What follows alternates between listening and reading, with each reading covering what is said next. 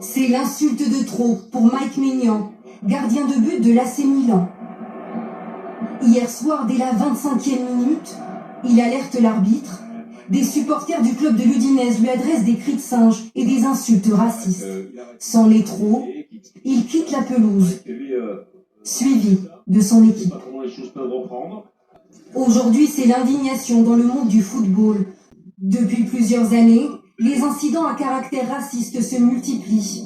L'année dernière, Samuel Umtiti, défenseur dans un club italien, avait été victime de cris racistes.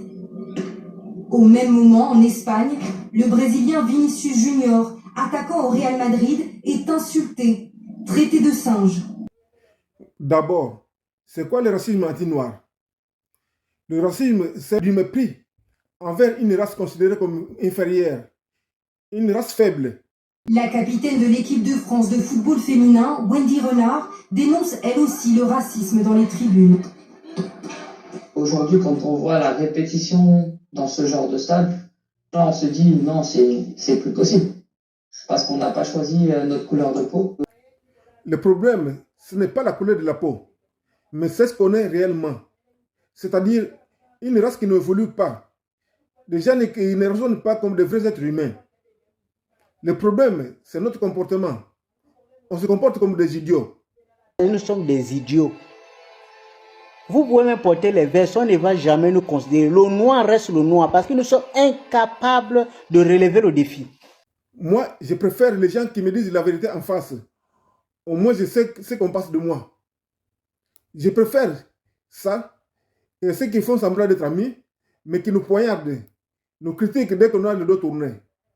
Proposition radicale, le président de la Fédération internationale de football demande une défaite automatique pour sanctionner les clubs dont les supporters auraient un comportement raciste. Le racisme, ça ne se combat pas avec des mesures. On peut sanctionner les clubs. On peut condamner les gens avec des peines de prison ou des amendes. Ce n'est pas ça qui va arrêter le racisme. Parce que l'important, ce n'est pas de l'exprimer ou pas. Mais l'important, c'est l'opinion que les autres ont de nous. Et ce n'est pas avec des sanctions qu'on fait changer quelqu'un d'opinion. C'est à la victime de mauvaises opinions elle-même de faire le nécessaire pour mériter le respect des autres. Ce problème ne sera résolu que lorsque le noir sera l'égal des autres races. Et quand les gens nous traitent de singes, ça veut dire qu'il y a encore du chemin à faire. Mais c'est un but difficile à atteindre, vu qu'au lieu de s'unir, les noirs se combattent entre eux. On ne veut pas voir un autre noir progresser ou d'accomplir de grandes œuvres. Vous allez voir quelqu'un pour faire équipe, pour faire progresser la communauté, la personne devient votre adversaire. Donc, face à un adversaire commun, le noir combat son propre frère, pour ensuite aller demander à l'agresseur de se transformer en quelqu'un de sympa. Donc, il anéantit celui qui avait l'arme qui pouvait tuer les lions, mais pour ensuite aller demander au lion, s'il te plaît lion, ne me mange pas. Mais quelle stupidité! Ceux qui ont les moyens refusent de s'associer avec ceux qui ont le savoir. D'un côté parce qu'on les considère comme des concurrents, et de l'autre parce que les noirs n'accordent aucune importance à l'intelligence. On pense qu'avec l'argent, on peut tout. On est d'accord, le racisme dans le foot aujourd'hui, c'est un véritable fléau. C'est un fléau, et je pense que voilà, avec ce genre de circonstances en 2024, c'est désolant de voir ce genre d'image. Le vrai fléau est que toutes les races évoluent, sauf les noirs. Je ne suis pas le seul à le dire. C'est la race la plus nulle même de la planète, les noirs. Tous les autres se développent. Les Chinois se développent, les Arabes se développent. Il n'y a que les noirs qui, partout, sèment la pauvreté. Parce que mentalement, ils sont pauvres. Au XXIe siècle, le noir a une mentalité encore plus attardée que celle du noir du XVIe siècle, et bien avant. On ne comprend rien, malgré tout ce qui se passe. On se comporte comme des primates à peine évolués. Ce n'est pas pour rien que les autres nous traitent de singes.